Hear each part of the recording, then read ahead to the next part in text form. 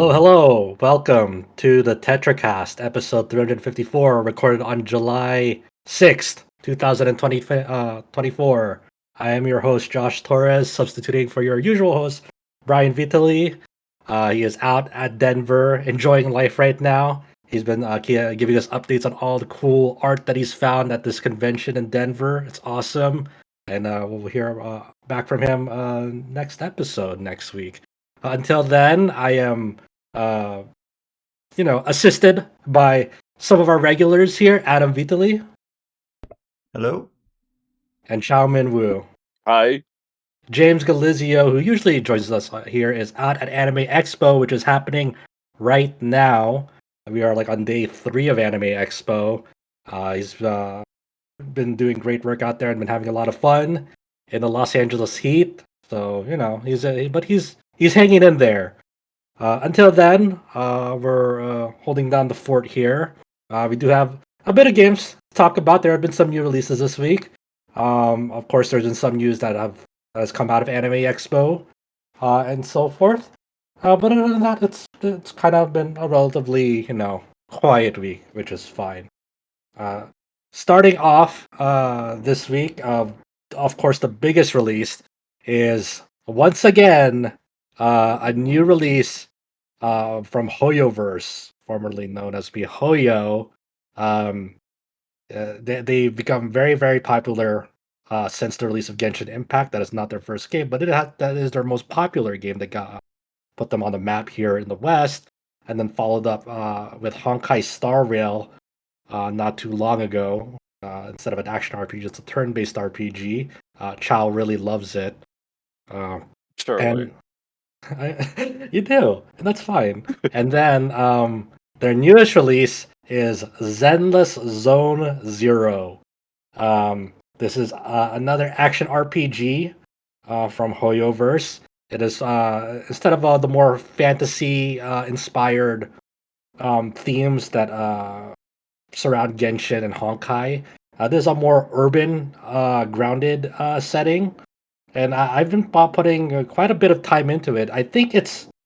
The I think that is the Hoyoverse game that I vibe with the most, more so than my time with Genshin and Honkai Star Rail.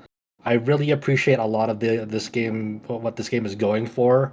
I don't know what the common consensus is. I don't really pay attention to that stuff, like how people feel about it. It feels, I don't know. I think there's definitely some people like it, but I feel it's more divisive than I feel it's a very divisive game. You yeah. love it or you hate it. Personally, for me, I'm kind of mixed about it. Mhm. I liked the story, how it's simple it is, not too word bloat like a lot of like Hoyoverse games, which is kind of like a good thing for me. But the combat, I feel like since Wua just kind of came out before it, I vastly preferred that game, and now I'm just like kind of like no interest in like kind of pushing Yeah, further. so yeah, Wuthering Waves. Like I think definitely the recent release of Waves from Kuro Games definitely had some impact on this game because I do agree that I prefer the combat system in that game. But we'll get into it.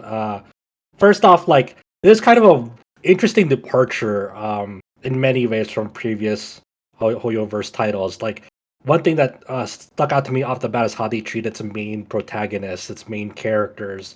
They're not silent protagonists in this game. They're very, very actively voiced characters with distinct names. The main protagonists in this game, who are both relevant and present, are the siblings Wise and Bell, and they are ostensibly like very revered hackers in this world that help assist and navigate agents into like these zones called hollows, and these are like dangerous zones where they get a mission from a client, and they might have to retrieve something, might have to investigate something that pertains to these zones, and they have to extract something, or they have to like go rescue a missing person, and so forth. But navigating these without like some sort of navigator um, is pretty perilous because like dead ends, things that look like dead ends, for example, are may actually be exits, or you can actually go through like certain walls and so forth. So like what you see is isn't necessarily like what is reality in these. They have the power to like kind of distort like the space time continuum, and and so forth. So navigating these without some sort of like some sort of navigator assisting you through it is a pretty dangerous aspect in this world. And the story is kind of, but once you start a new game, you're kind of in the middle of one of these operations where um, your characters are already assisting the squad called the Cunning Hares, and they're on a mission to kind of steal something from their client, like some sort of like vault or key locker. Things go awry, and they basically make an escape out of this building into right into like a hollow, and they enlist your help to kind of get out of that hollow, and then that's kind of like your tutorial, starting tutorial, and so forth. So they kind of lose their package, um, and one of them uh, is able to two of the three of the members of the Cunning Hares go into the hollow. The other one goes to like the siblings, the navigators, says, "Hey, please help me get my teammates out of there." And then that's the whole tutorial section.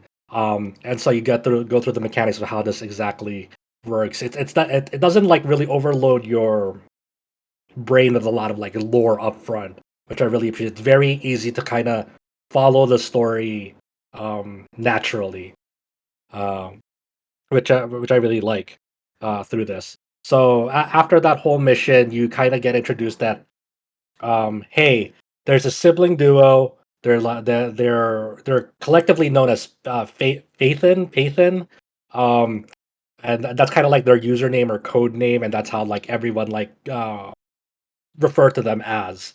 Um, as you go on through the story a little bit more to go retrieve that lost package that they lost in that hollow, there's a big event that happens where your characters, the Phaethin, um, get hacked from an outside party, and to basically save themselves, they have to give up.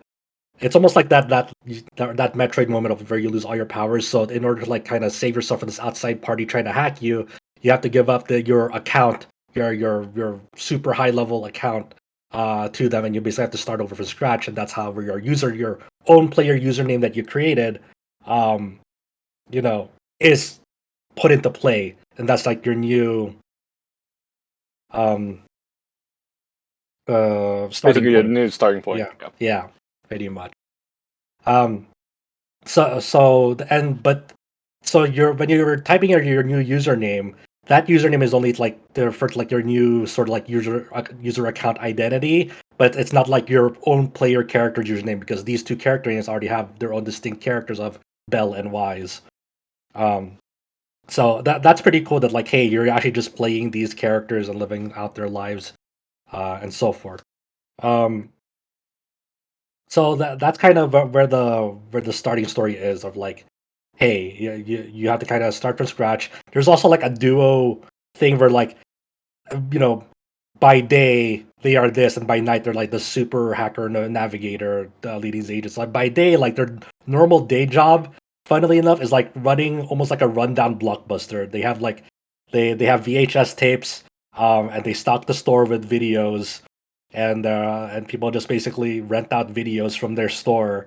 So you kind of have this whole like mini section of the game, like where you're able once a day, like as part of your dailies, you pick out like a person to go sell these videotapes or to be as your cashier almost, and then like three recommended genres, and then you'll get like passive income for the day because you took like 3 seconds to go do that. And then like there's certain times in the story where like there'll be story scenes of like, hey, we have to go restock, our videotapes and so forth. You just see them like carrying boxes of VHSs, which is kind of a a funny flavor to the setting and so forth, which is nice. I'm trying to think what else. That's kind of like the just a very basic premise. It's pretty easy to follow. I have to admit I didn't give like the best probably description of it. You know, it is what it is. It is what it is, yeah. But Yeah. like, I think it's a lot simpler than like other MiHoYo games, like when it comes to story, because I feel like I don't know in Genshin, like actually like Genshin starts out pretty simple, but as layer patches go on, I think after they like switch writers, it becomes a little bit too wordy, and then it becomes like a whole like word slop, and you're like, what the hell's going on anymore? You know, it's like Yeah, very hard yeah. to keep up, right? Compared to Genshin, Honkai, Wuthering Waves, and like even like old ass are things like FGO, Fate Grand Order. Like I think this Zenless Zone Zero has been like my favorite start to at least one of these games, because usually like historically most like games of this nature, like mobile gacha games, like have dog shit beginnings that are like really annoying to like kind of like get into for me. Usually because they uproot like they push forth their like lore and premise so hard on you. Like I remember in Honkai Star Rail when you're like getting introduced like the space gods and this mythology and like the whatever universes or whatever. A lot of that info is like, hey, you found this text log. Here's this fucking 3-page text log full of fucking text that explain this shit, and it's like, no, it's okay. I don't care actually. And it's like, oh, you didn't read that? Well, you won't understand. It's like, okay, then I don't care to understand. Then it's okay. I don't want to know about your story. Then that's not like while the content itself might be good, the presentation of it really matters for me. Like if you're not making it so it's easy to understand in a natural way, I don't care. And that's what that's what Zenless does well. Is like it doesn't really feed you that up front, and the characters just speak normally to each other. They're not speaking in like they're not talking around each other to go mention like in world terminology and like, oh, have you heard of the Divergent one in that holy Oh, place? I think And I it's have an like, allergy to that sort of exposition. Whenever people start explaining things to each other, they should already know for the sake of yeah, the audience. I think I start breaking out in exactly. a rash. Like Uh-huh. I just hate it. I'm just like that. Yeah, that kind of dialogue just really irks me a lot. And Wuthering Waves is really, really bad about this too. I mean, on top of like its English script, just like reading like very dry and usually like sometimes often just doesn't make sense. They do they talk about that a lot. Like for example, in the new 1.1 patch for Wuthering Waves, you go fight this dragon. This dragon talk, and that dragon refers to itself as like as that one. It refers to itself as that one in like all in like the caps, and I'm like, I can't stand it. I can't stand it. I have a It's annoying. shorthand for this sort of dialogue Uh huh. that I consider like when people in a story are talking to each other and like explaining things to each other in exposition that they should already know living in this world, but they're doing it for the sake of an audience. That pulls me out of it. I call this my father the king. Yes. Hypothetically, like a prince or a princess talking to someone and saying my father the king, when the person they're Yeah. talking to like knows they're the royalty. Like you don't need to explain to me that your father is the king. Right. Like you get it, Right. and it's just it pulls me out of it so hard when people And start Zephyrus talking does like the that. smart thing of like when it does that, like since Bell and Wise are like pretty much the outside parties of like when they're working with these factions, you can at least get exposition from because you're playing as their perspective. They might not know like what's going on with them. So, for example, at like near the end of chapter 2 in that game, which I think is like one of the best parts of that game. I just barely that was like the last story bit I played in that game. Is you're working for this with this group called the Bellabog industry and so forth, and you're kind of keyed into like the main storyline that's going on for that chapter when during like this cleanup to go basically retrieve like these three rampant AIs that are like in cranes um it was their property and they're trying to retrieve them, but like these cranes can like talk to you. Um, there's like bits and pieces about them that are like odd, and the final one that you retrieve uh, mentions the name Cores, and then like in the after like once it mentions that chorus, you see that everyone from Bellabog kind of makes like a surprise. Some are depressed, like face of like when they hear that name, like just very surprised, like they would mention that name, but it doesn't uh, like fill you in up front of like cores is this and that, like cores X is this right away. It's like you after that event, like you the player talks with Bellabog about like what happened, and then you mentioned like oh like when it mentioned the cores like you guys like kind of responded to it weird like what's going on, and everyone kind of looks at each other like and then one of them mentions like it's been a while already. Like she like she deserves to know what's going on because we're working with them, and so forth. So it's like okay, so you learn that Kors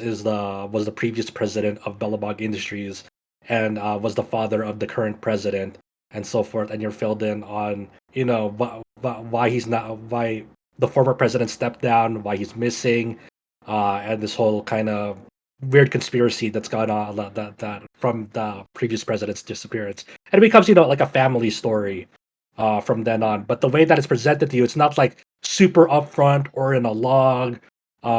It's not like they're not feeding it to you in a way where like you really didn't ask for it. It's more the player initiated that interaction of like, hey, I noticed that you guys responded this way. It's like, okay, that's a more natural way to feed into that expository point that you, because obviously the player will want to know for the sake of the story who Kors is. So what's a way that you can feed this info to the player in a more natural manner without doing it in like how other games do it, pretty without much. giving you homework or whatever. Exactly. So Exactly. So, and that's something that like is really works to Zenless's strength on that.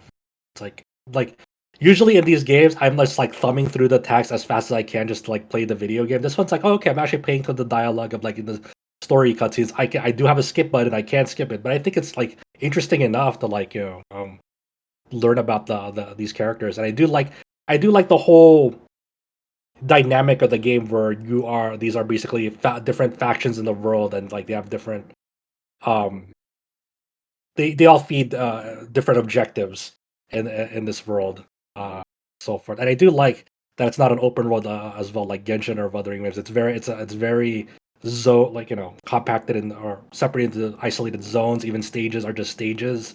It's not like this big open world where you have to do so many of these open world activities that it's like it's annoying, pretty much. Um, um, yeah, did you have anything to say to that, child? Just like in general, what you played of it? I don't think I stick enough time to it because I kind of drop it pretty Oh, fast. I, yeah, I was looking at it, I'm like, I don't think this is for me. I know there's people that are really engaged with it, but yeah, I'm makes just sense. like, Yeah, it's like I'll just stick with what I have, right? yeah. I think that's kind of the divisive thing about this game is definitely its gameplay and its combat.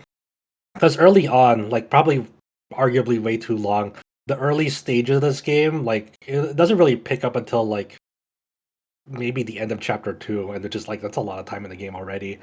um, where the combat flow is very button mashy. It's like you're bringing a squad of 3 into stages, and there are certain times when you're there you have like a basic attack string. Some characters, depending on their mechanics, case by case, where you have to maybe hold down a button to enhance like properties of their basic attack, or some characters like Soldier 11, where yeah, it's more like a rhythm game where in order to get her sword on fire for subsequent hits in her combo attacks, you have to properly like time the next hit in the combo chain. Um, and they also have like EX attacks, which are once again a case by case attack where like Ellen's EX attack attacks with her tail that does a lot of ice damage. But you build up these EX attacks through a meter through your basic attacks and swapping out. Um, when enemies attack you, they'll usually have like a very big tail of like when they're about to attack with like a big like orange like sparkle at it. And when you see this orange sparkle, you either want to swap characters or dodge when you see that. Usually, swapping characters is kind of better than dodging, but it's case by case once again.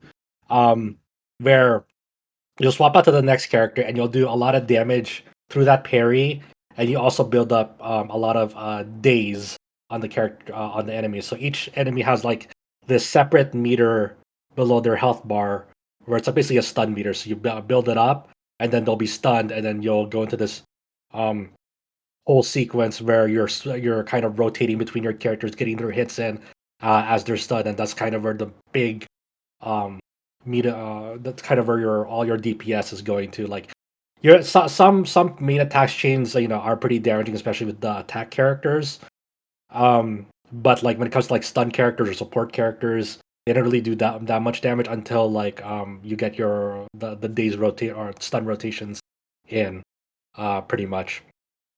And that's kind of the bread and butter of the combat, where you're kind of going through your just normal attacking normally, either with your basic attacks and then mixing in some EX attacks, and then you're looking for that incoming attack to kind of swap to the next character, um, to get their attacks in, and then by that time there'll be another incoming attack to go swap to the next character.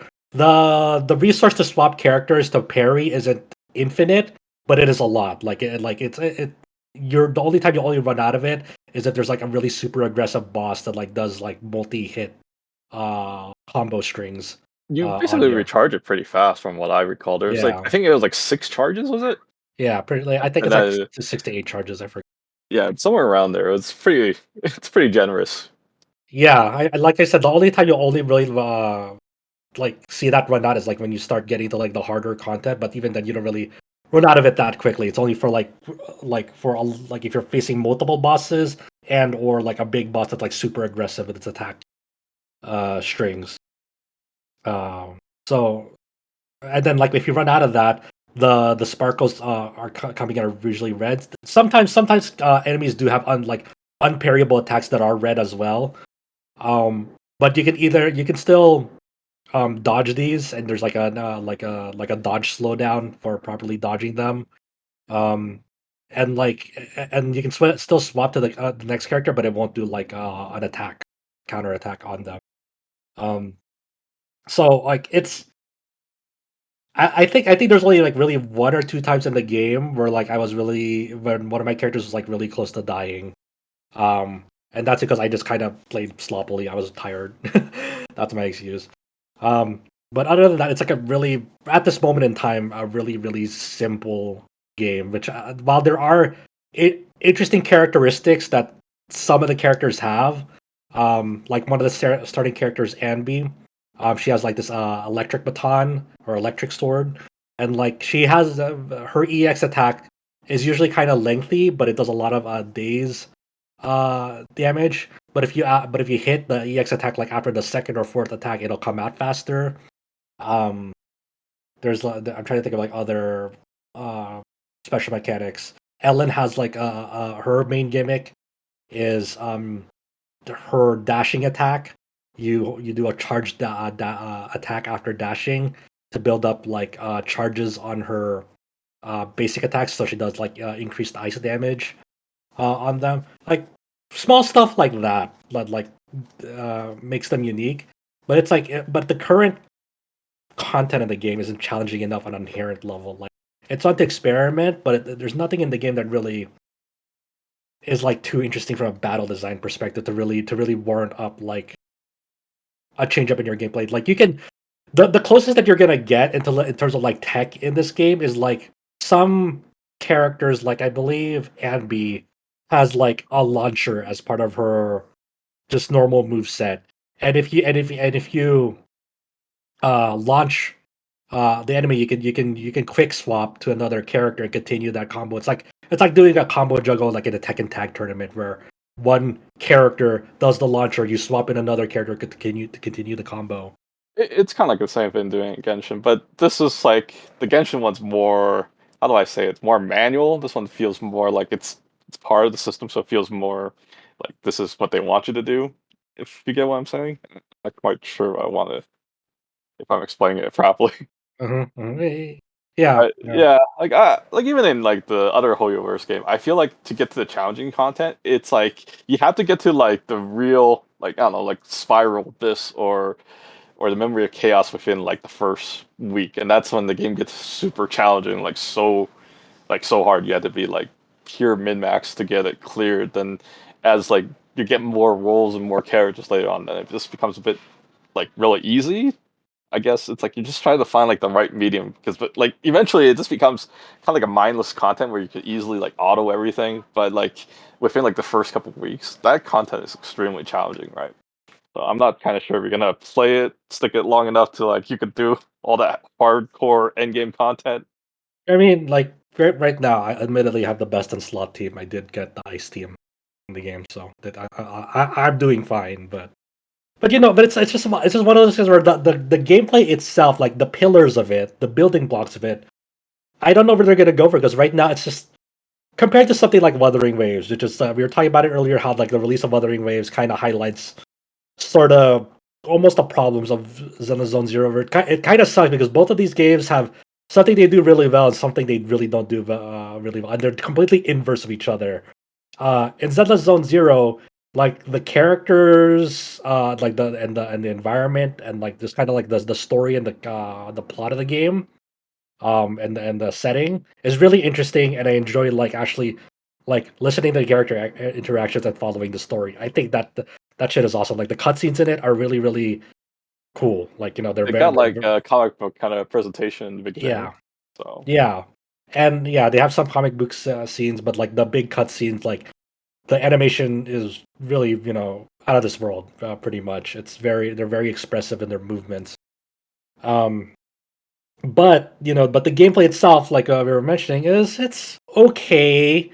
It's not like it gets repetitive fast if you, especially when you're going through like the early parts of the game. Like it feels like you're just like button mashing mindlessly. It eventually becomes more meaningful in your team composition and building.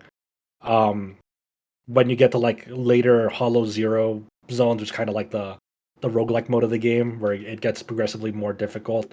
The deeper you go. Um, but on the other hand, Wuthering Waves, everything outside the combat is dog shit. Like the story is bad. Even the 1.1 stuff, it's like better, but not really amazing. Um, the all the scenes and the character interactions, they're awful. Um, but the combat itself really good. You know, yeah, because I don't mind that. There's games I played. I love everything about it except for the story, but I'll still play it. It's like Fire Emblem Fates. It has like the worst story written to man, but it's like the gameplay is god tier. So am I gonna like just hate on this game just because the story sucked? It's like, well, it's like you don't have to play a game for its story all the time. I feel like the story, having a good story is like a bonus. You know what I'm saying? It's like uh-huh. the gameplay matters first, but Mhm. if the story's more like good, then now you have like a even god tier game. But if the story is like terrible, it'll drag the game down a bit, but not bad enough that you won't play it. I guess that's how I see it, right? I'm with you. Some of my favorite games have like crappy stories, and I don't really care. Mhm. Yeah, yeah, I agree with that too.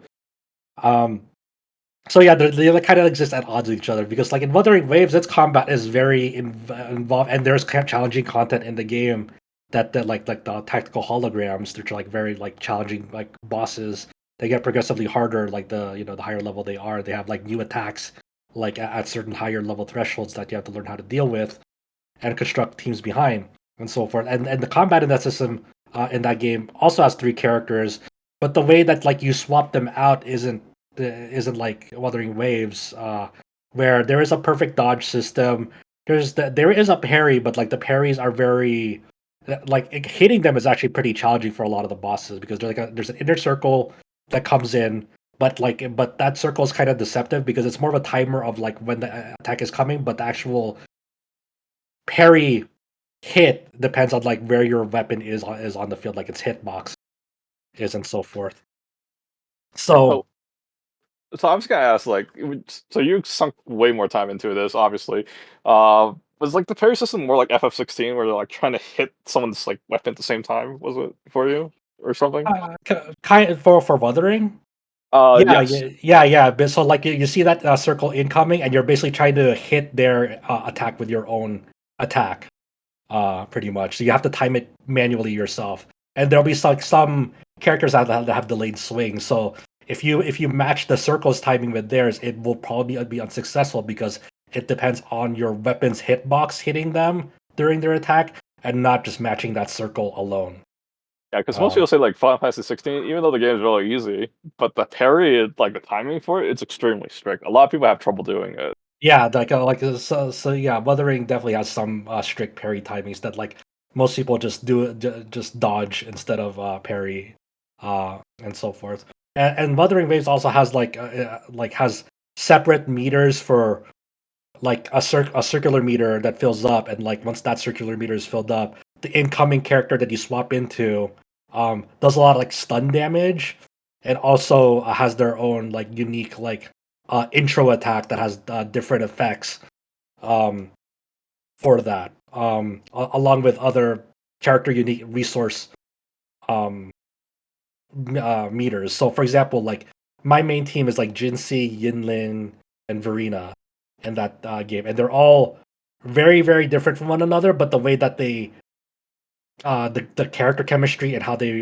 build resources for one another uh is way more interesting than like what Zenless has at the moment. Where Jinsi pretty much her main gimmick is after you do 4 basic attacks in her combo string, she gains access to like this almost Super Saiyan mode. And if you do 4 basic attack strings in that Super Saiyan mode, you can like summon her dragon. It'll fire off like a big energy blast. And it'll do a shit ton of like damage. It has an AOE effect too.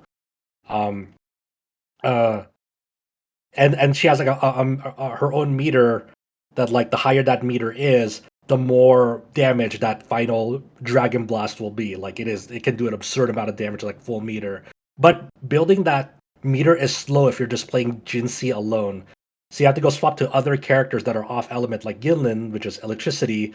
She has her own mechanics of like where her heavy attack, once she builds up her resource, does an AOE attack and has like a mark on all the enemies, and like when you hit them with that mark, it'll bring down lightning on them, and you can even swap to another character, and that mark will still be on them. And when you hit them with that character, it'll still bring down lightning and so forth. So every time you attack with Yinlin, because he's off element, and like does like these a lot of like multi hitting attacks that come out fast, it'll actually charge the resource meter for Jinsi faster because he's off element, and it's because another character is like doing that as well.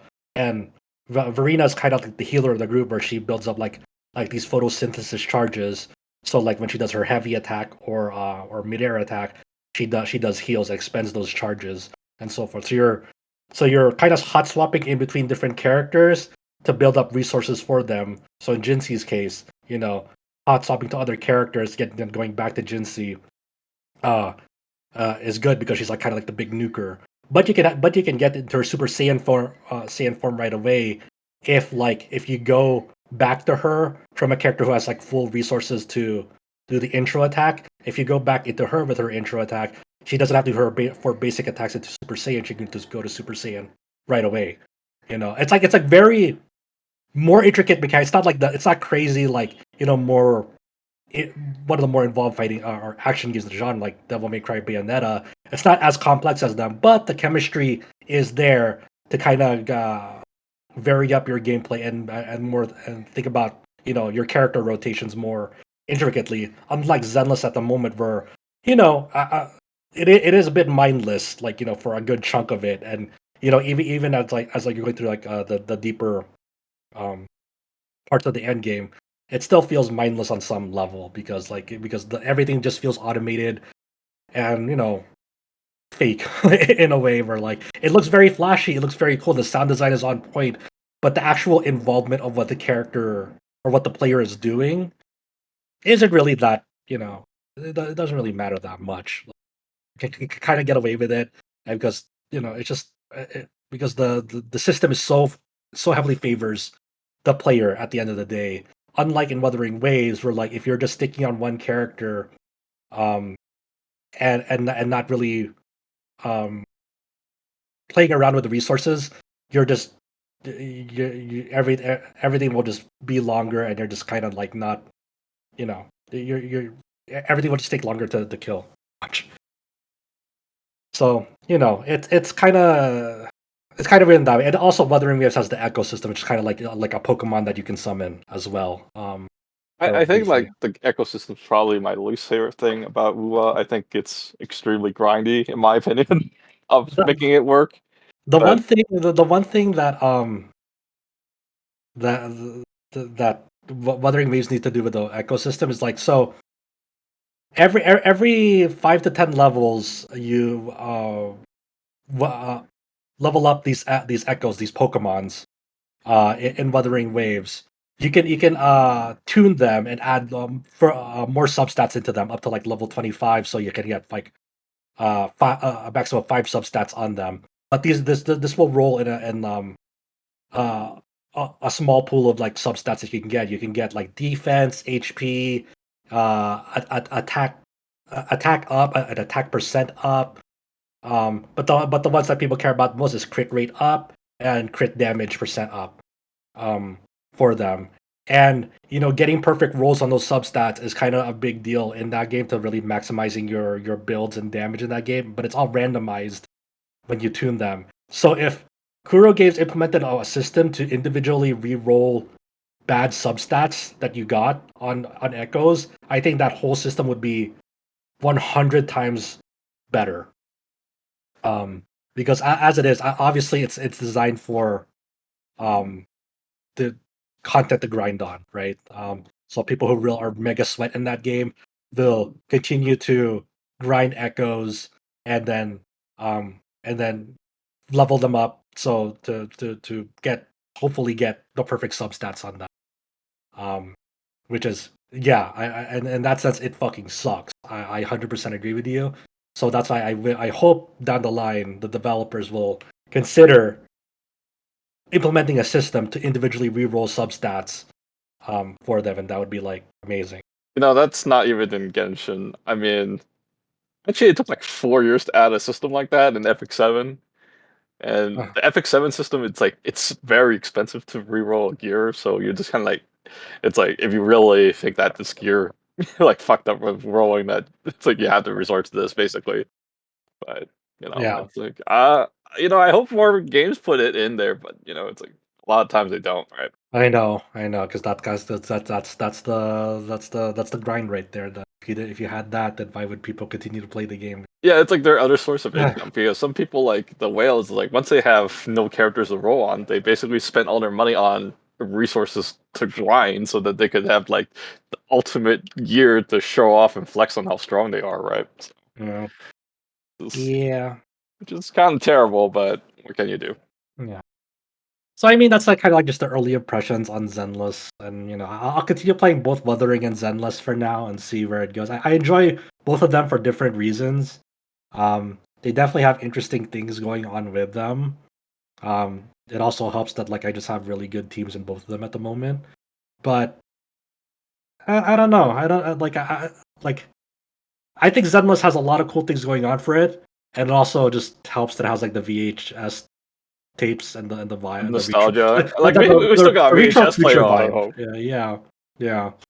So I don't, and also like, I guess I forgot to mention this. Like in Zenless Zone Zero, there's a lot of like these TV sections, and they're ostensibly like the dungeon exploration of the game.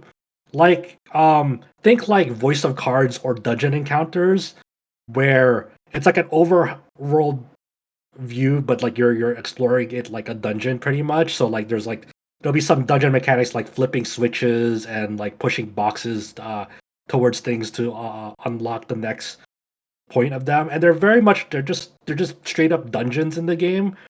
But like I don't necessarily hate like this part of the game, but they're also samey, they're all not to say like the mechanics going on, but like what they look like, because they all have the same TV format.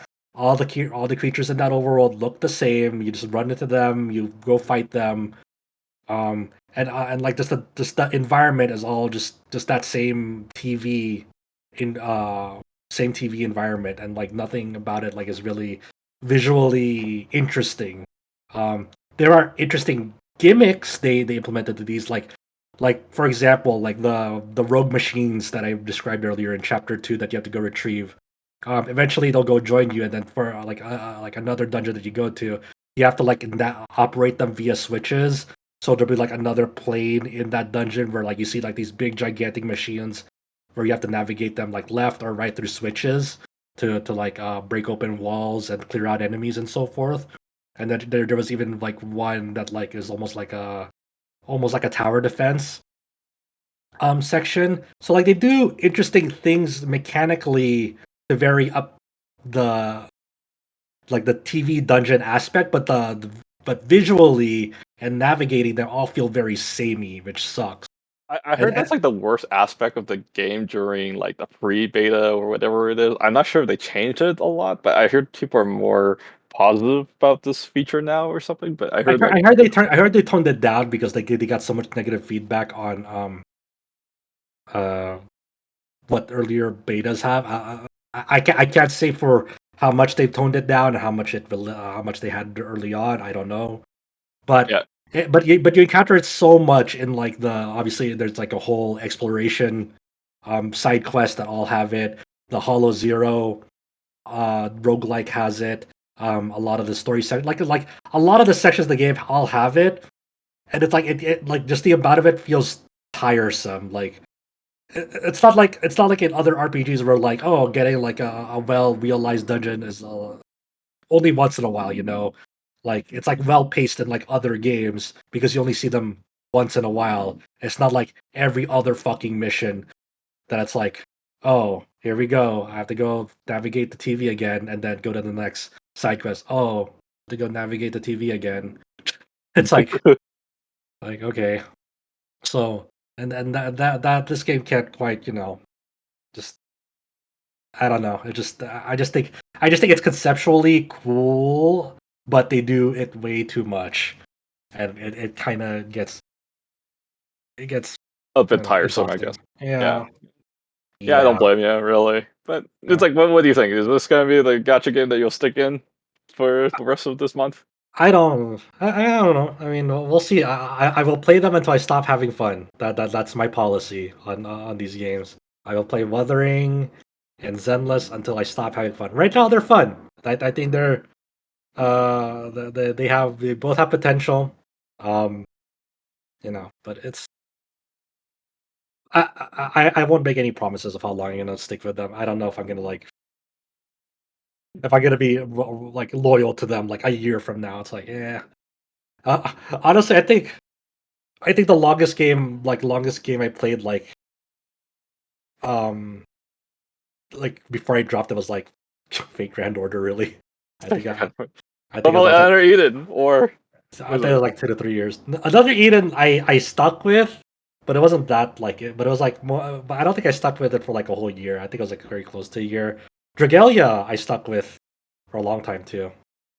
I think there's a different gotcha game. I think we're story based gotcha players now. I think we're stuck with Heaven Burns Red pretty soon. Oh yeah, we'll talk about that. I mean, if I were a story based gotcha gamer, I would have dropped Wuthering Waves. I mean, yeah, if I would have dropped Wuthering Waves already. So yeah, So like okay, maybe that's a lie then. like Wuthering is like if its combat ever gets not fun in that game, or like there's like no new interesting like things Case. going on in that game, then like I'll probably drop it. I'll be like whatever. But right now it's okay. It's okay. Um, but I have no hope for its story. It's not like I'm playing Wuthering Waves because I have any hope that its story is gonna get good. You know, there's no fucking way it is. I think Uh, when the story leaves a bad first impression, it never recovers of whether you like it or not. You know, I need to like I'm trying to think what needs to happen in the story for it to get interesting, and I'm thinking just like I don't know, just like wipe out everything and redo it from the start. I'm like not quite sure it's a translation quality. I wonder if like Like I heard they went back and redid some of the voice that was like terrible from And it's not. 1.1. It's not even that. It's not. It's not like it contributes. Yeah, like the English script being dry and the English voice acting being dry is whatever. I can switch it to Japanese voices anytime and be fine with it, and that'd be Yeah, but okay. maybe they went But back and revised the script. I don't it's know. not. It's not even like. Yeah, it's a fundamental story that's happening. It's like it's so uninteresting. That's the thing. It's not. It's not the thing. Like, sure, the dry script doesn't help, and sure, like the whatever voice acting doesn't doesn't help. But the main fundamental thing that's not interesting is like the actual events itself. That's happening. You know, like it's just whatever. It's just whatever. Um. Yeah. So that's Zenless for now. Just first impressions. I don't know where that game will go. Um. The other game that I'll speak briefly about is Nexon put out a new free to play game on the market. But it's not for mobile though. It is called The First Descendant. This has been lighting the Steam charts. This has reached like about like 240K players and retained most of that still. It is, and I think it's also available on consoles. I think it's on PlayStation and Xbox as well. Um, it is basically a third person looter shooter that takes inspirations more so from Warframe with a little bit of Destiny. Um, it is very much that kind of game where you have this hub base and you go deploy into zones and then you go do open world activity or zone activities, open zone activities to go progress the storyline. And each of the characters are like the frame like the war frames where they all have like all distinct kits that all have different roles. So for example, the three starting characters that you have, one is like your standard character which has like grenades, so can vacuum in enemies and so forth. One is like an ice lady that can shoot ice shards, conjure up like good AoE damage like a blizzard, um, and has like a movement skill that like puts her feet on ice, and anyone who is trailing behind her gets ice damage. And then another character, the third starting character, is like a tank that is basically like has like the bubble shield from Destiny, like the Titan, I think. And it can deploy walls and is very much like the character is like all in on defense, uh, pretty much. And then there's other characters that like you get throughout the main story, but it's like in Warframe fashion, you have to get the materials. So some of the materials will be given to you by doing main story quests. Um, and like one of the first characters that you unlock is this woman named Bunny, and she's like an electric based character, but like the effectiveness of her kit is all movement based. So the more you move, the more effective her kit will be. She's like the gotta go fast character, pretty much. It does like electric damage. Um, and then there's all sorts of other characters in the game that I didn't get to try out, but like I know there's this one other character that has like a berserk state. There's like another character that I want that it's that is focused on like providing a lot of ammo. Um, and then so like when it comes to like character building and like weapon customizing this game, um, like the loot that drops from enemies, like of guns of varying rarities, there's also modules that can drop from them for both your character and for the three guns that you can equip. And these modules will be like crit rate up, crit damage up. Um, uh, it'll provide like it'll infuse your bullets with a certain type of element. Um, some will be like penetration rate, accuracy up, all sorts of modules like that. And so you're kind of min maxing your stats based off of like these modules that can be upgraded. Um, and that's kind of the game is okay, like in terms of like the movement feel. I really like the movement and the gunplay in the game. You do have a grappling hook, but it's like not really that versatile. It does allow for some platforming segments. They're not like the most fluid. It's kind of stiff, but it's serviceable. But when it comes to comparing the movement styles of Warframe and the First Descendant, I think probably Warframe probably still edges out in terms of like the movement feel because Warframe allows you for sliding. It's more parkourish because you're basically space ninjas in Warframe. But this one is still not bad. Um, and it's a very very standard type of looter shooter where you're kind of going through the motions in the story and then you're just going to the next marker, do the stuff, go on to the next part, do the stuff. I saw a review And on this game uh from Geo. What's the site he yeah, writes for again? Is it Inverse or is it Digital Trends? Digital Trends. Digital Trends. And he basically said, first of all, he said this game's like story is nonsense. Yeah, pretty much. Yeah. Second, he basically said the First Sorry. Descendant is a fidget spinner. It spins. What do you want? What else do you want? Exactly. Yeah, that's a good analogy. It is your standard looter shooter experience. It doesn't do anything too crazy. I mean, like the interesting part about like this game is like there are some like boss battle raids, and when you can highlight like the weak points in it, and then you shoot those like those blue weak points until they turn yellow, and when they turn yellow you can grapple onto them and you can bash these parts and rip them off uh when you see them highlighted and so forth, and it's kind of like a group effort. But when you get to the end of the game, like from what I'm hearing from from friends of mine who really got into it, it is very much um that sort of like you're repeating content to get something to drop, whether it's like materials to go build a new descendant or warframe, um or whether you're trying to farm like a certain module that has a low drop rate. I know there are like some ways to manipulate the drop rate, so you turn on like modifiers that work against you for a higher drop rate here to make missions more difficult, but you'll get a higher drop rate as a result of that. But it's very much your end goal in that game is to grind the fuck out of it if you're not paying for it, pretty much. So like if you want like a certain character and you don't want to pay for it, you can go spend 1,000 hours to go grind the parts that you need to go optimize your team or your character and get materials to unlock that character. And of course, like in Warframe fashion, once you have the materials and all the things you need to go unlock it, you go to the merchant to do that, and then they'll be like, "All right, we'll see you like in 12 hours," and they'll be unlocked. But you can go spend the paid currency to accelerate this if you want.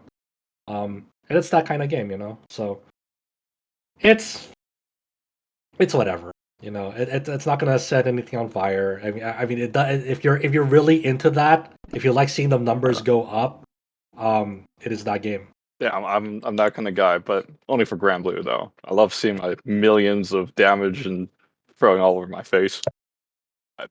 Yeah, that's just me, I guess.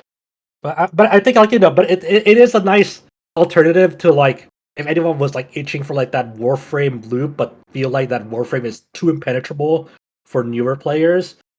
First Descendant might be that game because as far as I can tell, like the monetization is annoying, but but if you that's only if you want to unlock characters immediately and unlock the skins for the characters, right?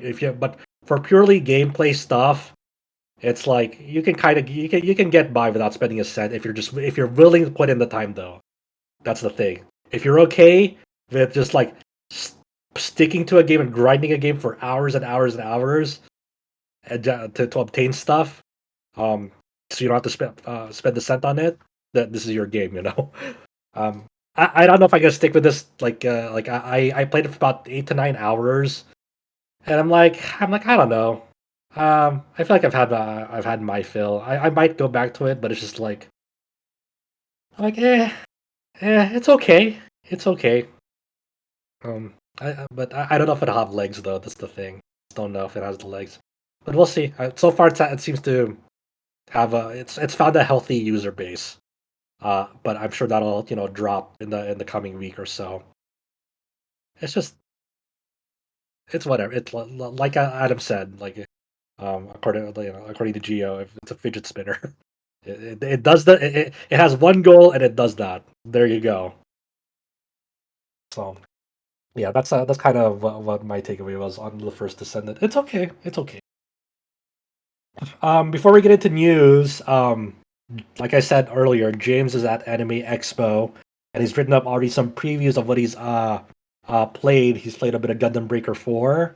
He's played of Phantom Brave: The Lost Hero, which is the incoming sequel to Phantom Brave that's coming next year.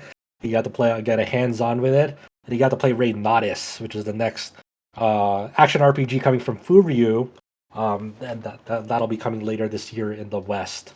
So go check those out if you want to know more about those titles. Um, so the first big news story of this week was right when Anime Expo started.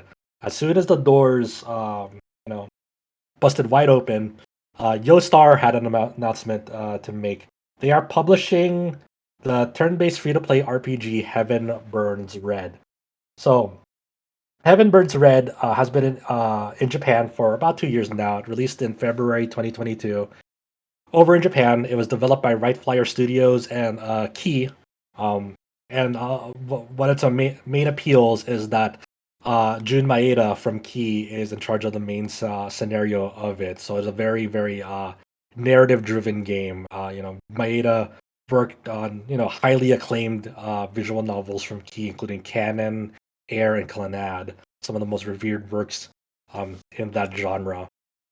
And Do you still Japanese. work on it? Because I remember back then he wrote like a story that wasn't like up to his usual quality, and people like I don't know, like shit on him hard, and he just kind of like stopped working for it for a while. So I I'm don't. just not sure. I don't know. This is.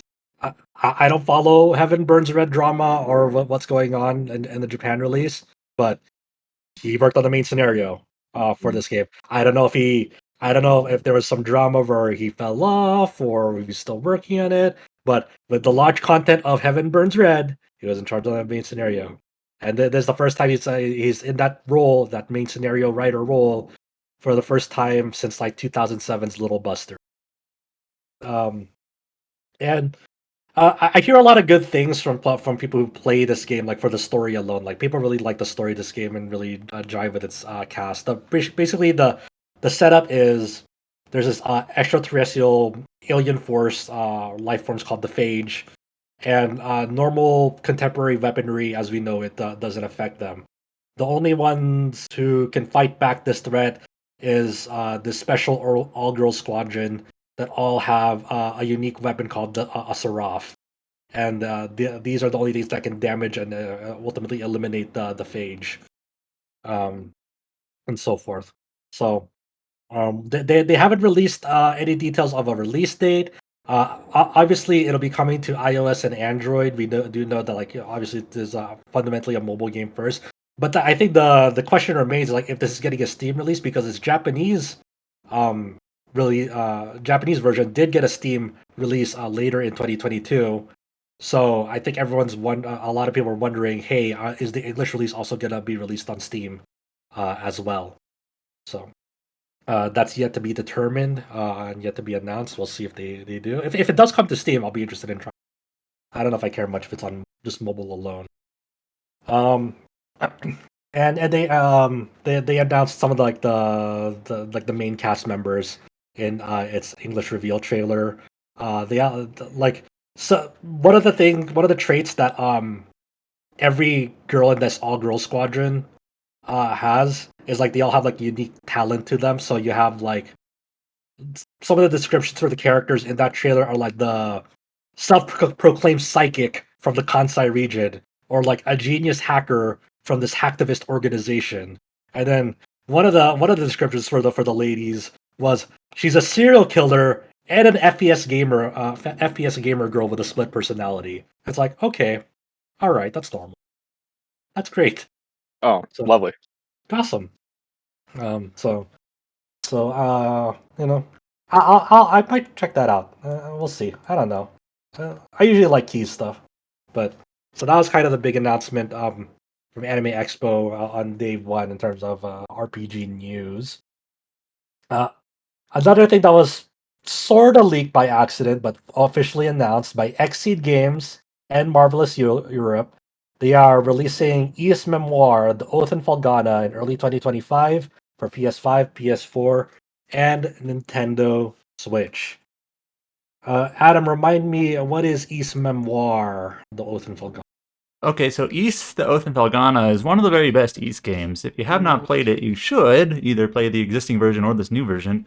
It is a remake of East 3 Wanderers from East, which is like back on the Super Nintendo or the one of the was it TurboGrafx? 88. 88? PC 88. That's when I it forget. first happened. Okay. Okay. Don't play the Super Nintendo version. That version's bad. Anyways, I beat the Super Nintendo version. That is literally so hard. I don't even know how people can beat this game. You literally needed like save states, and even then it takes hours. That's how brain perfect it is that you need to beat it. okay. So basically, the East, The Oath and Felghana was a PC game, and then it got a PSP port back in. So the original game was like 2005. The PSP port was like 2008, 9, somewhere around there. And the PSP port added some new things. I think the portraits changed a little bit. It added voice acting. Then this version here, this is basically a remaster of that game. It's coming out for PlayStation 5, PlayStation 4, Nintendo Switch. It has new like character art, like updated artwork for portraits. You can use the older fashioned portraits if you want. It has both English and Japanese voices in the Western release. Adol now speaks, at least in combat. He's got like battle barks or whatnot. I don't I think played he a has little bit of like, the Japanese version, and he does talk. He will does be he have like full lines of dialogue? no, it'll be like remember that back then it'll be the narrator talking for him, but this time it'll be like Adol talking. You know what I'm saying? Rather than saying Adol Adol introduced told himself. Adol told Elena this, now he'll actually say something. Okay. They added a few other like quality of life things. I remember reading that there was like things like you can adjust like you can adjust how fall damage works and a few things like that. But also you can have there's also a turbo mode, which makes sense for turn-based games to speed things up, but turbo mode in this game, I don't know, it's kind of funny. Like you could fight the boss, who is pretty tough, or you could fight the boss at double speed if you want. You basically get slaughtered in 3 hits. Like, why would you turn this on? Well, what if you memorize the fight by heart and it's just like, okay, I'm just going through the motions. You just move this like this and attack at this time. Like, come on, what are we doing? Okay, so play a nightmare so mode, easy. double mode, Yeah. and then it becomes a fucking bullet hell and try to like dodge everything. It's that easy, dude. So yeah. All If you right. really think about it, if you just press the correct buttons in the right directions, you can beat any game. You know. So. When you said it's that easy, I was thinking it's that easy. Oh no. Oh no. Ew. Don't do that. Don't make that the podcast title. People hate I us. was wondering. I was debating. Anyways, so yeah, this is coming out next year, which kind of feels like a ways away. Really, I mean, I know it's several months, but I feel that's pretty long. yeah, Like this game's been out for because it came out for Switch last year in Japan, and then it came out for PlayStation 4 and 5 this year, like a couple months ago. We talked about it in the previous podcast when it was sort of leaked. But yeah, next year. Yeah. As far as I don't expect the PC version to get updated because it's not really it's more like a console port with some enhancements. Maybe, I don't know. Yeah. XSEED sometimes does. XSEED does do sometimes interesting updates, like they back ported the voice dialogue into the PC port from the PSP port. They did do that. They do that sometimes. But yeah, it's basically just a console port of East, The Oath and Felghana, which has been on Steam for several years now, with a few updates. It's a great game, excellent music. It's a good how long is this game? Like 10 hours? It's not very long. Yeah. And I think my clear data is like 7 hours. I think it's not even 10 hours. Yeah. I think there's even like a speedrun trophy that asks you like to beat it at a certain time, I think. Yeah, but it's the type of game you can beat in a weekend. It's very cool, kind of very to the point. It's very action packed. Yeah, it's that style of East games. It came after like Napishdom. It kind of it's a little bit fine tuned from there. It's like the most refined of that. Yeah, it's really good. That engine. So yeah, it's a cool game. Play it if you haven't. Play the new console ports if you haven't. Ports are good. I like ports. And for East fans who are fond of Oath and Felghana, there should be a new physical release of this as well for the Switch and PS5. through XSEED. So they have like a postcard set, a microfiber soundtrack, diorama, keychain, stuff like that. So and just a big ass box if you just want more Ultimate Volcana merch in your room. So yeah, Ultimate Volcana rules. So good shit. It's not the original Japanese release, which has like, was it this entire big ass box, and then you have like 10 music CDs of all different arrangements from all like their other ports. Just like it's really insane, actually. I'll take it. I just wonder why it took so long, though. Yeah, better late than never. Speaking of better late than never, I mean, not really late. An official announcement from East America themselves at their Trails panel at Anime Expo. They have revealed that they are bringing The Legend of Heroes Trails Through Daybreak 2 to the West in early 2025 for PS5, PS4, Switch, and PC. Unfortunately, this announcement did get leaked last week through PlayStation, but they officially let it be known. And early 2025 is a good time frame.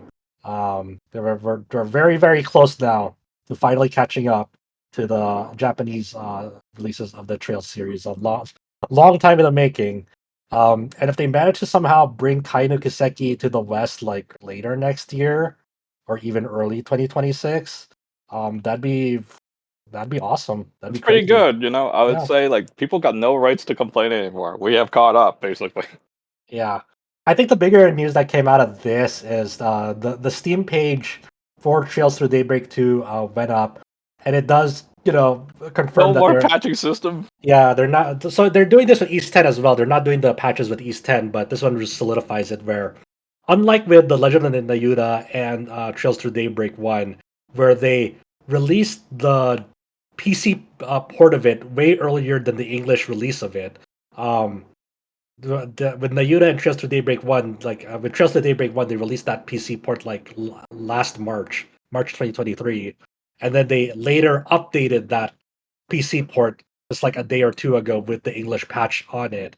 Uh, the unforeseen consequences at the time when they made this decision was pretty catastrophic in the PC side of things because as people can freely check, uh, the Trails to Daybreak 1 does not appear in the popular new releases page at the Steam front page because this English release was only done through a patch. It's not a new entry. It's not through, they're not officially like getting out of early access or anything. Nothing like that. So it does not notify people who have that game on their wish list that it now the English release is out, and it doesn't show that popular new releases. Same thing with the Yuta last year, which really did not do well. It seemed like from the Steam charts of the English release. Where same thing, it did not notify people through their wish list, and it didn't show up the popular new releases uh, tab on the Steam front page when that came out. So with East 10 and Trails Through Daybreak 2, Nice America is just holding off on that release till the English release is ready and done, and we'll just release it just like a normal game. So so when Nice 10 and Trails of Daybreak 2 comes out, it'll notify people who have that there on their wish list. Hey, this is ready to buy. Go fucking buy it if you want. And also when it comes out, when those two games come out, it'll be at the Steam front page at the new releases section, so people won't miss it when it's there as well. So it was a brief, interesting experiment, but it did not pay off ultimately in the end. Um, that is a tiny bit of a bummer, just behind the scenes for review purposes, because It's very handy to have so, that. like actually, Adam, I'll let you explain how this worked for because of the beta branches and so Okay, forth. so basically, Yeah. for reviewing Trails Through Daybreak, if you wanted to review the PC version, basically NAS America just gives you the beta branch code to give you the English patch early, and that code is not unique. You can just share that with whoever, and anyone could buy the game, like legally buy it, and just apply the patch pre-release and get it. So some people did that. Yeah. So it was just very very easy, just like and more widespread, obviously. So, but now it'll be the access will be more limiting in this one, but it's okay because it's way more healthy for them in the end. So, Trails to Daybreak 2, early 2025. That'll be exciting to see happen. This one came out of nowhere. This is kind of an interesting one. Eastasiasoft is bringing the dungeon crawler RPG Tokyo Clanpool to the West in 2024 for Switch and PC. So when I saw it, I was like, Tokyo Clanpool sounds vaguely familiar It's from that like Vita some game, isn't it? yeah, so from ancient memory. So Tokyo Clanpool was initially released in Japan on October 2017 as a Vita exclusive, and this finally coming west through publisher Eastasiasoft.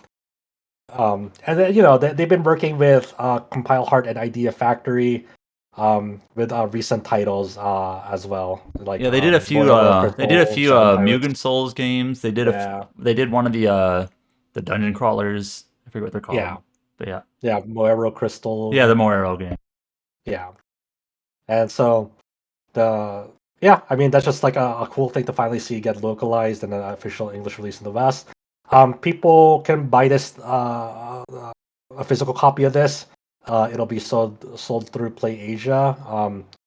There's also a limited copies. They might be already run out, but there were limited edition copies that were they only made 3,000 copies of these, and those pre-orders went up at July 4th. I don't know if any are still available, but that limited edition includes the game, a collector's box, manual, certificate, art book, OST, poster, and stickers. It's unexpected localization. It's very much like a first-person dungeon crawler RPG. It's kind of interesting because you play as the prime minister in this game, and part of the game system is like getting approval ratings up from the citizenship. And if it's too low, then like your entire cabinet will resign. You know, be a good prime minister, I guess. Touhou Spell Carnival is heading west in 2024 for PS5, PS4, and Switch. Adam, you have the details because those things aren't officially published yet. Okay, so Touhou Spell Carnival. I don't know much about Touhou. It's a bullet hell strategy RPG is what they call it. It's developed by Okay. Sting.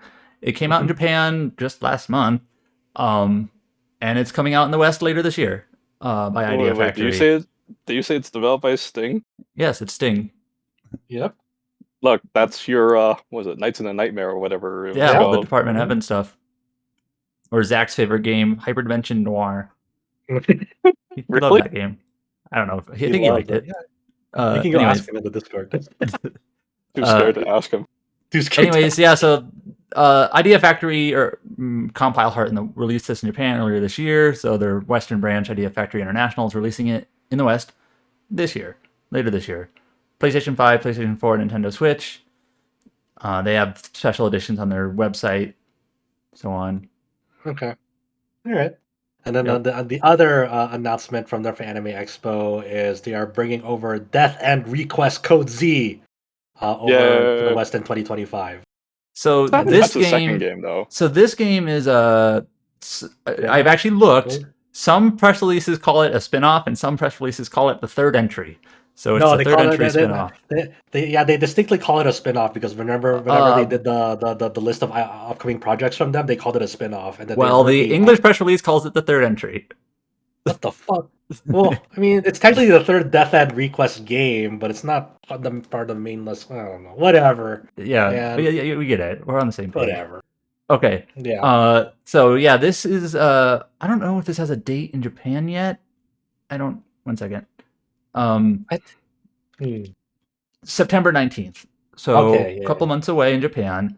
Where the other games were like visual novel turn-based games or command-based games. You played these, right, Chow? Or at least one of them?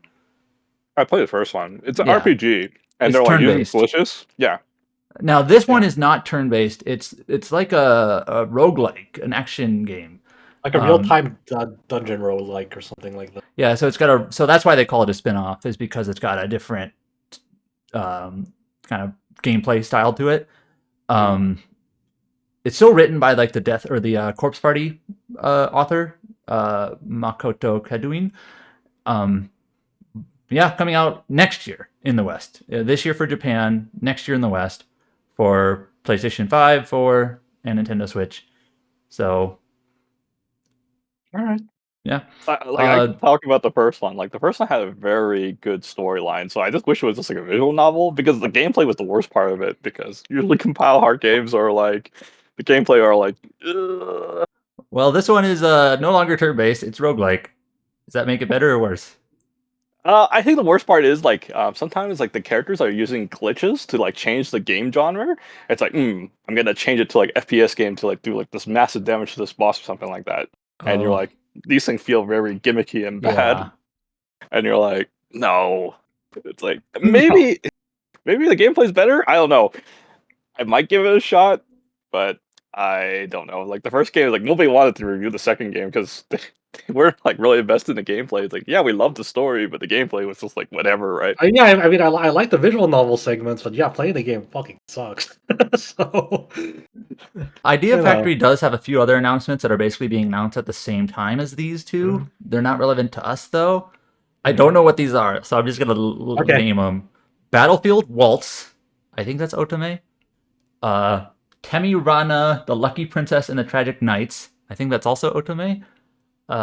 They're also revealing the limited edition to 9 RIP, which I think is also Otome.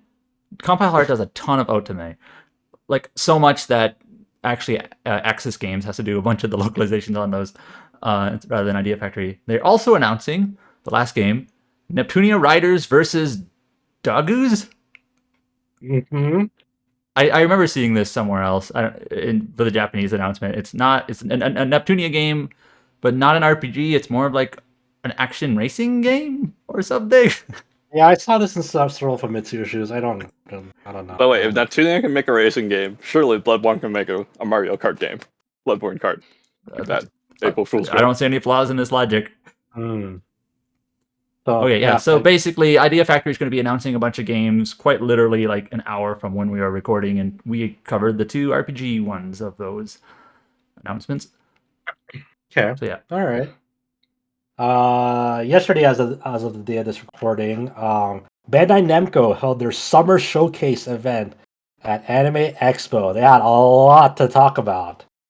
Most of it not relevant to us, but they showed off new characters for that Sword Art Online Fractured Daydream game. There's like 2 characters from like a movie. That's like that the are first Sword playable. Art Online game we haven't like covered in a while because it's the Because first one that's not really RPG. It's yeah, more it's like like a raid. multiplayer. Yeah, it's like a multiplayer raid sim almost. Yeah. They also showed off some Mr. Satan gameplay for Sparking Zero. It's not relevant to us; it's a fighting game. But it was nice to see, the English voice actor of Mr. Satan there. Uh, it was his birthday. Happy Oh, birthday! Chris Rager, I think is his name. Yes, yes. And the one thing relevant to us was they got to the Gundam Breaker 4 segment, introducing the game, to the crowd, because for those who don't know. And they also unveiled that they'll have a Pac-Man crossover stage with decals and rewards. So they're having a collab with Pac-Man there, which is, sure, why not? Fun. I They saw also that I saw they had a Chibi Gundam show up on the stage, That's right, they had and Chibi then Gundam and then Pac-Man. Chibi Gundam's like shoulders falling apart. Chibi Gundam is trying really hard, okay? No, I'm learning like AX information while on the go, and I heard they have Gundam Crocs for like pre-order if you line up over Oh, that you could panel. I'm buy like, Gundam Crocs. I was trying to get someone to order me one or something, I but I don't heard they're like kid size or something, so it probably wouldn't fit me. Yeah, because Gundam is for kids, Shao. No, I don't know how. I don't know how dropping a space colony into Australia is considered a kid show. That's a kid show. So yeah, so that's fun. I wonder if they're gonna do more collabs with other Namco properties. With Gundam Breaker 4. Imagine like a Tails collab with that. Ew, I don't know. Gundam Breaker 4 with a Tails stage. And they also previously before Anime Expo started, they also announced that Gundam Breaker 4 will be holding an open network test on running from July 18th to 21. So if you're interested in trying out Gundam Breaker 4, there's only for the console version, so only on PlayStation and Switch. And there's not going to be no open beta for the PC. Once again, PC players shafted. That's okay. So yeah. Other than that, and then the last surprise announcement that's not relevant to us at the Bandai Namco showcase was a new Bleach game, a new Bleach console game for PS5, PS4, Xbox Series, and PC called Bleach Rebirth of Souls. And I'm like, is it gonna be sick? Yeah, Or like, so for a moment you wonder, like, I wonder if this is going to be like a Dragon Ball Z Kakarot, like yeah, where it's like just going through the story of Bleach in like an RPG-ish story mode game. And nope, it's not really. It's just another arena fighter. It says fighting. I had that, no idea who the hell this company is. Tamsock. it's British. not a Tamsoft good does a bunch company. of Senran They did, Kagura yeah. or Neptunia spin-offs. So Yeah, they did. They also and do a Oni lot of the Chanbara. Chanbara, Yeah. the Chanbara games. They did like the Utaware Rumono Zan Oh yeah, those games. two. Yeah. Okay, well, we need James here because I think only James plays San, but I know I mean, Onishi. I played other Chanbara and some of the Senran Kagura games, and like they're not like great action games. I mean, like Shinobi and Estival versus were like okay, but everything else that like Tamsoft pretty much does for like action games is like not good. I can't speak of the Underwater Romano games. Um, the other ones like Onechanbara fucking suck. So, and it's not just like the fan service aspects. Like I don't care about those. It's just like like gameplay feel for action wise. Those are not good. So once I saw Tamsoft was working on this, it's like, oh, it's like an arena fighter, and it's Tamsoft. I'm like, I'm good. I'm good. Okay, It's so for over. those that are keeping track, last year at Anime Expo, the Bandai Namco surprise announcement. Do you remember? I remember. Yeah. Do you remember, Chow? Which one? Bandai Last Namco's year's- surprise announcement at last year's Anime Expo. This is supposed to be it? No. So, okay, here's my Last point. year. Here's my point. Last year's surprise announcement was Jujutsu Kaisen Arena Fighter. Curse Oh, Clash God. is what I think it was called. Yeah, And that Curse game was Clash. like one of the lowest scoring games of the last 12 months or whatever. Even fans of that property don't like that game, I guess. And now this year's surprise announcement is a Bleach Arena Fighter, which I don't know. Maybe it'll be good for an arena fighter. I don't know, but we're starting to keep track of what Bandai Namco actually decides to announce. Yeah, one 'Cause I of know those games is actually fucking sick, and it's like the best game ever. What is? Oh, this you were wondering if the Bleach game will be? Yeah, one of the the 0.001% chance is like the sickest game ever, and then you gotta take it all back. Because I I highly remember doubt people speculating what could be announced here. Probably not Tales. I actually think Tales is kind of too big to be announced at Anime Expo. It'd be like a Summer Games Fest. Well, Tales of Arise was announced at like a Microsoft E3 presser, you know? Oh yeah. So, but like, I was wondering if like maybe they announced a Digimon game. We know they're making one. Like, when's that going to show up? Or what's the team behind Code Vein doing now? I don't know. That's anime. But nope, we Expect get like a Tales of collection, like the PS2 collection, to like come out one day, and they're like, "Oh, we just localized the old games." That fan would be translation just kind of amazing if they're just like, oh yeah, here's Rebirth and Innocent or not Destiny Innocent, 2, Destiny 2, and the remake of Destiny. And Yeah, all I feel like these that's way too good to be. That'd be way too good. That would be like true. Crazy. That would be like the ultimate collection. Okay, that'd be a miracle announcement that I feel like I have no faith in Bandai Namco ever doing or making. Remember when we were wondering, like, after Tales of Arise, we're like, that was a good time for Bandai Namco to release another remaster. Maybe we'll do a Zilla collection or something. And it was just Symphonia again. It's all they somehow like fucking made more bugs with the Symphonia release, and it's like, what the how? somehow the GameCube version is still the best, which is It's the only one that's 60 frames per second. So let's just let sleeping dogs lie, I guess. So, for any of my Bleach fans out there, good luck. Good luck, and I'm sorry. Damn, no faith. No, I don't until they actually like prove it to me. Anyway, Atlas held a Metaphor ReFantazio panel at Anime Expo 2024. They had director Katsura Hashino and character designer Shigenori Soejima there to present the game. They've been really going ham on the marketing of this game. It's like a world tour. They've been like at every significant event for this game. Just kind of an aside. We've talked about this before. How like we kind of we discussed how like Square Enix's marketing is usually kind of weird and subpar. Sega is on the ball with their marketing. Oh yeah, They will not let you yeah. forget that their games are coming out. They just release trailer after trailer after trailer and interviews with voice actors and basically every single stream you can think of. They have something there. Yeah. So They have just have a presence, like they have like a huge budget of like, I mean, we like making saw it sure to with travel all around the world to yeah, fucking we saw it with Persona. We even saw it quite a bit with Shin Megami Tensei. That we got a pretty yeah. decent marketing budget, and now like they're all in on Persona. They get plenty. Like they know what they have a strategy I think is effective, Yeah, it's which is working basically just a don't let you lot. forget that it's coming out. Yeah. So, the staff was there to introduce the game and then showed off like, some artwork of the characters, the art job archetype creatures and the gauntlet runners. And they showed off a new story trailer. Just like kind of like the beginning premise of the game, nothing like too spoilerish. Pretty much of like, how this journey to become a king begins, with the assassination of the king and like this cursed prince that was the childhood friend of your protagonist in that game. And then later on that night, they held a new like Atlas exclusive stream that just provides more in-depth details of like the story premise. It's like it's nothing too essential. It's nothing too new or crazy. It's like for people who are interested in learning more about it, pretty much. And they were even careful to say, hey, we're only gonna show off like the beginning, section of the game. If you don't want to know, if you want to go into this game blind, you can turn off the stream now and just wait till and then purchase the game October 11th.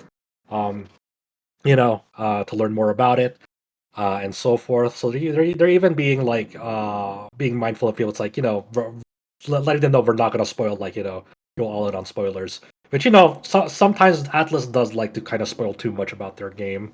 Like that recent Shin Megami Tensei 5 Vengeance trailer Yeah, that came out new release. So hopefully they don't do it with this release. I know we've talked about it Um, before, but when they literally have Lavenza telling you don't spoil the game. yeah, Atlas is fucking weird policies, man. So, but like the Atlas exclusive streams are cool because it's like they both have a set schedule, the English and Japanese side, and they both go off at the same time. And it is 1-to-1 exact same footage. The only difference with the English side is it's like it has English subtitles, and that's so like they're just making sure that like it's like par to par. Was it on the English YouTube channel or no? It was an English YouTube channel, Like yeah, the Western one?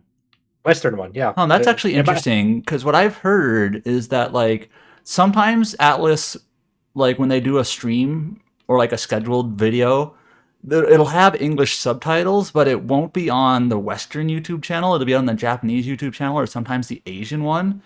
And I was under the impression that it was like a ratings thing, an ESRB thing, and that like you can't, or there's some rules or restrictions in terms of what you can show if it's not rated, Mhm, or whatever.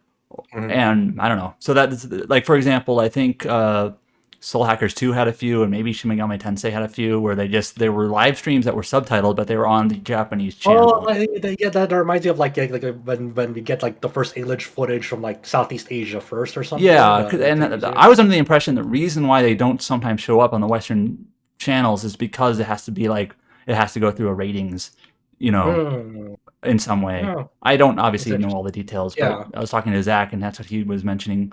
So that's yeah. Anyways, interesting. I think that's interesting that they had this metaphor stream actually on the Western channels. That's cool. Yeah. So it's getting closer and closer. We're all really interested to see how that October plays out. is suddenly a very packed month for I, Japanese I RPGs. I haven't checked the release schedule on how many releases are going to be there.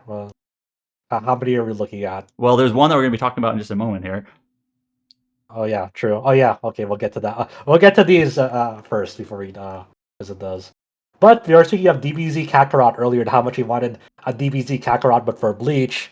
Um, uh, Bandai Namco has released a sales update for DBZ Kakarot, sharing that has surpassed 8 million units in sold worldwide. That is a huge number for DBZ Kakarot, and really shows just like how well loved DBZ is around the world I still. think I think Fighter Z is at like 10 million Oh, yeah, I imagine. Yeah. And then So I much think time takes there. Xenoverse is also somewhere between 8 and 10 million. Xenoverse 2, man, is like the never-ending story for support in that game. Yeah. That's had so much post-launch support. It's nuts. In my mind, that's like the train simulator, but for these types of games. Where it's just like it never stops getting new characters and content, and I don't. I'm scared to see like how much they've released for that game. Since when did Xenoverse 2 come out? Do you Like know? Do you remember? 2014. Jesus Christ! Yeah, and just I'm- recently Let they me keep let on me check announcing new that. things for it. I was Yeah, I'm not sure. It yeah, was a long time ago. yeah. And 2016, so not 2014. But still a long still, time ago. Still a long time ago. And it makes me wonder, like, if they can even fathom a Xenoverse 3. You know, like what the fuck would that even look like? Good. I don't even know. But yeah, DBZ Kakarot. That is the sort like the CyberConnect 2 developed RPG-esque game. I don't know how many RPG elements are really in Kakarot too much, but that was released in 2020, worldwide, and yeah, it's done sold an amazing amount of copies just over time. It also had like a handful of DLC that came out for it. The sixth and final DLC, Goku's Next Journey, was released earlier this year. And that was the end. as far as we know, it's the final DLC. But it would not surprise me if they're like, "Surprise, we're going to 3 more because we Yeah. can." I mean, they know it'll sell, and people will I eat mean, if up anything Xenoverse can still DBZ. get content, Yeah, and then that their eyes are dollar signs with us sparking zero, because there's no way that's the final roster for that game forever. I can only imagine how much DLC that game is gonna have. But you know what? It's Budokai Tenkaichi. People fucking love that game. So hopefully it's awesome. It looks great, and I like how they're deliberately trying to sell it that like, no, we're not modernizing this game so like everything is balanced and like esports ready, or it's not yeah. competitively focused. The point of Budokai Tenkaichi is to accurately portray power levels. So characters like Mr. Satan are just like totally fucking useless against like most of the cast because they're like all powered up supreme beings pretty much. So people who pick Mr. Satan know what they're getting into, like a really weak character. It's deliberately designed like that. It always has been. So Yep. it's nice that they're leaning into that. But that's cool. And like we mentioned earlier, there's two more RPGs that have been dated for October. With the first one, East 10 Nordics. That is coming on October 25th for PS5, PS4, Switch, and PC. Um, like we mentioned earlier, that like with this PC release, it's coming out not as an English patch. It's going to be sold and released normally. They also announced a limited edition sold on the Nice America online store for $105. That has a soundtrack, mini art book, sling bag, and postcards. And a deluxe edition will be at various retailers for with a soundtrack and mini art book. Um, we're, we're all really looking forward to it here. I'm really curious to like. I didn't mess with any of the Nice Japanese demos. I didn't get the Japanese release. I just wanted to go into this fresh. And you know, I think you and me, Adam, have been, and even Chow, have been getting tired Chow, of the did you party play this? system. I forget if you Yeah, played yeah, this I too. played this Oh one. yeah, Yeah, I I thought you forgot you did. did. I think this is a very good use game in my Yeah, opinion. I know. I don't think it's Chow doesn't like. Chow doesn't. Chow has been talking for years about how he doesn't like the party system. So I Yeah. don't. I don't. I think it was only bearable in use 8, and even then it was like I am already sick and tired with it. And then Yeah. it's like, yeah, it's a breath of fresh air in my opinion. I think the worst part of this game is just like the budget. It's like a lot of sceneries are too recycled, Mm. and then the ship battles are felt really choppy and kind of pointless to me, kind of thing. That's kind of for me. But Mhm. everything else about it's like I like the story direction. I like the whole atmosphere with the Vikings and stuff. Like Karj is a great heroine.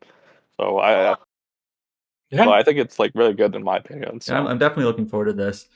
Definitely one of It also our has most like my anticipated. favorite, like I think it's probably my second favorite final boss fight of all Ys game. I think, in my opinion, Yeah, I think I Really? talked about this before.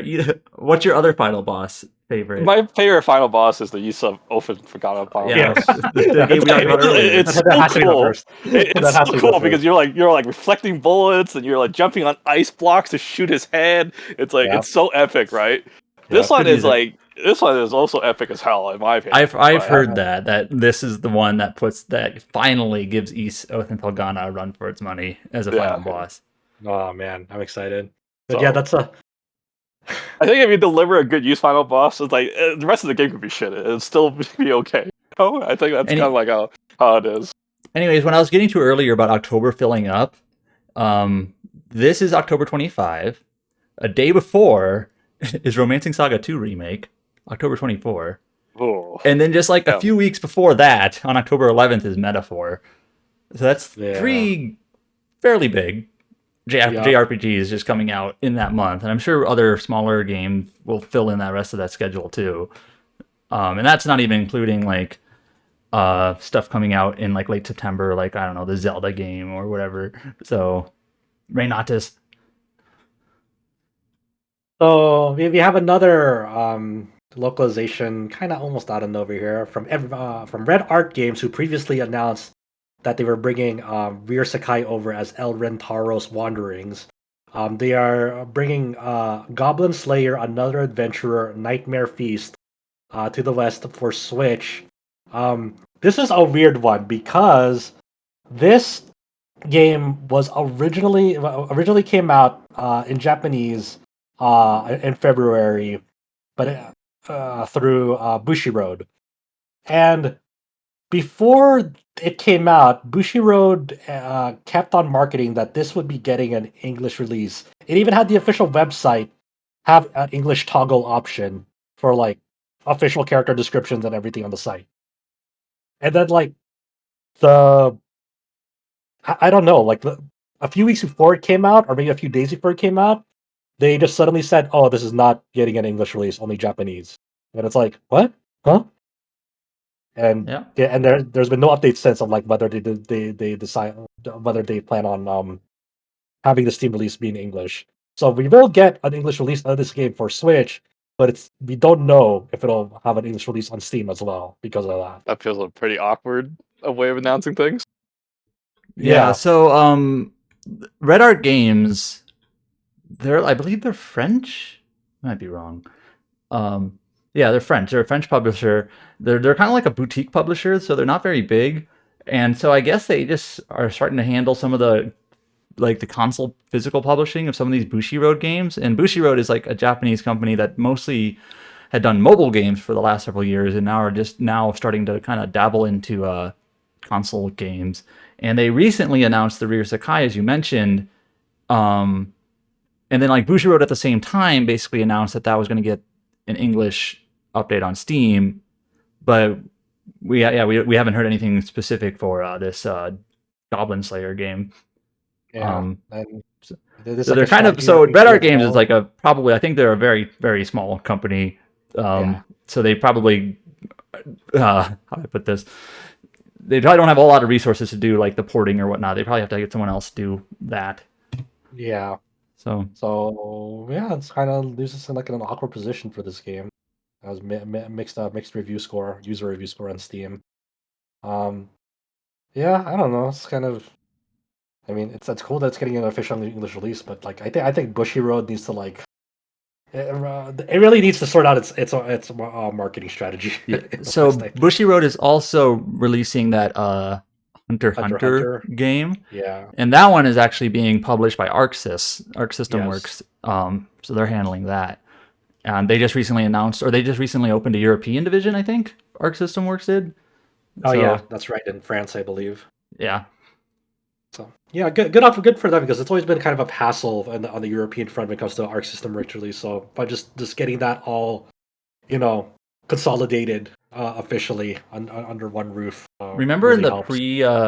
pre Sega days for Atlas, like Atlas in Europe was just a really weird combination. Oh yeah, who did they have to go? They had to go for through that? NIS America sometimes, or Oh, sometimes through right. Deep Silver / Coke Media, which is now Mhm. Embracer.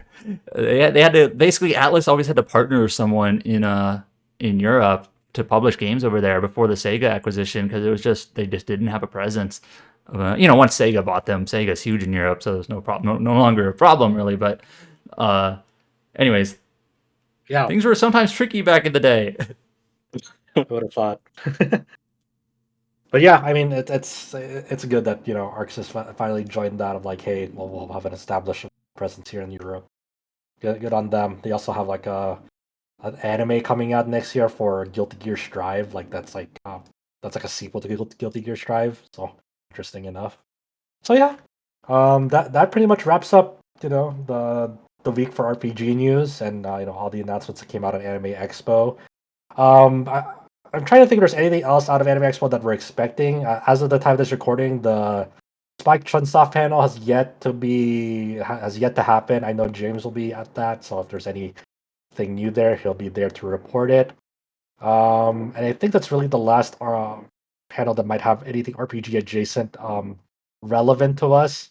The Fate Grand Order panel just wrapped up, and it just had more, announcements for the Fate Go game itself. And yeah, I think that's it. That's a wrap for AEX, aside for anything that Spike Chunsoft may throw at us. So yeah, All right, that's about so it. we oftentimes end our podcast by talking about what RPGs are coming up in the next week. You know what Uh-huh. RPGs are coming up next week before next week's podcast? I have no clue. Absolutely nothing. I have nothing on my schedule. Okay, I was like, I don't even know, man. Better There's a say couple- there's a something couple- retro. There's a couple of things that come out the week after in my schedule, but I have nothing for next week. Like literally nothing. Are there any non-RPGs coming out this week? I don't have that in front of me. Let's see. I'm gonna go to Wikipedia. Yeah, What's the July? What's the Shout week out to coming? whoever updates the game release schedules in Wikipedia. Yeah, That's actually become a really good resource. yeah. I was actually looking up Uh, something for like 2008 on Wikipedia, and like the schedules are not nearly as thorough back then as they were now. So There's shout out. Ace Combat 7 is coming out to Nintendo Switch. The Bleach Brave Souls, that ancient mobile game, is coming out to Switch.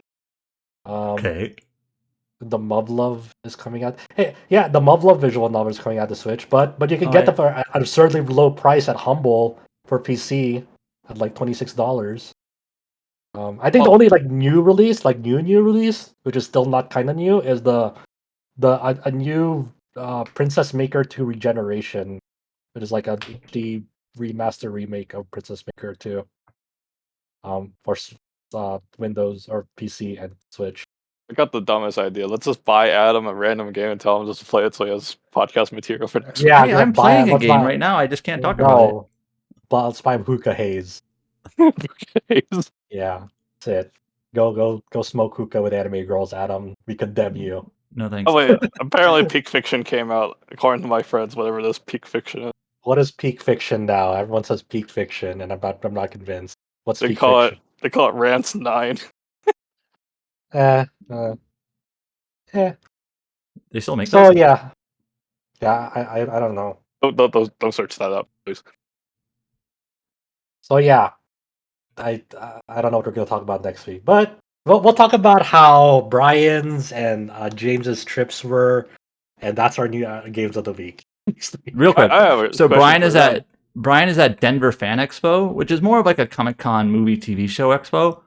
But according to him, there's like tons and tons and tons of Genshin merch and fan art, as well as Baldur's Gate 3. Those two And things. Elden Ring. And Elden Ring. A bunch of Ranny. Yeah. He bought a Ranny print.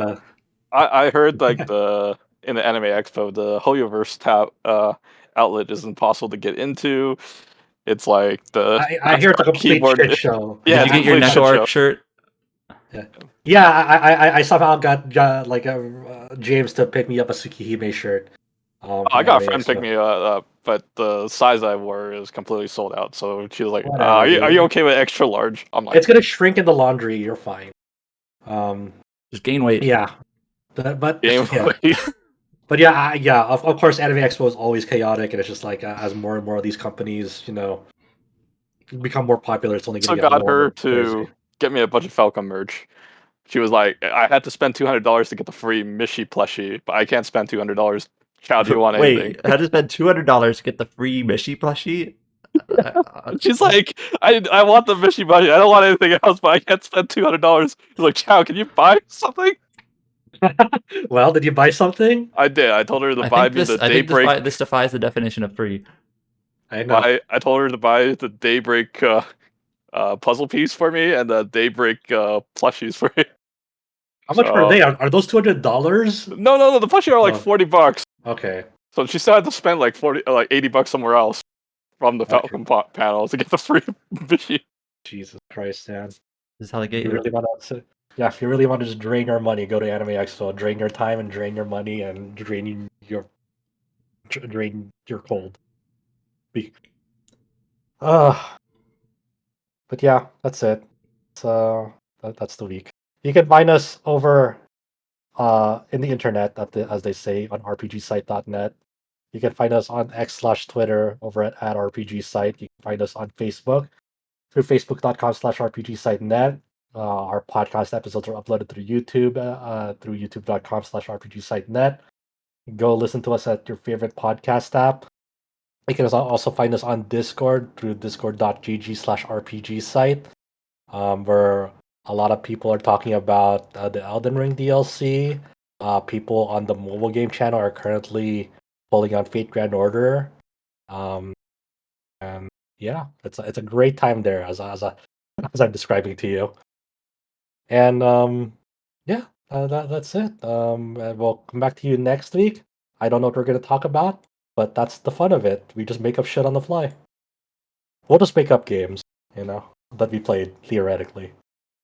Until then, stay safe, take care, and if you're living in a hot place, stay cool because it is fucking hot in a lot of places around here. Until then. For sure. Bye.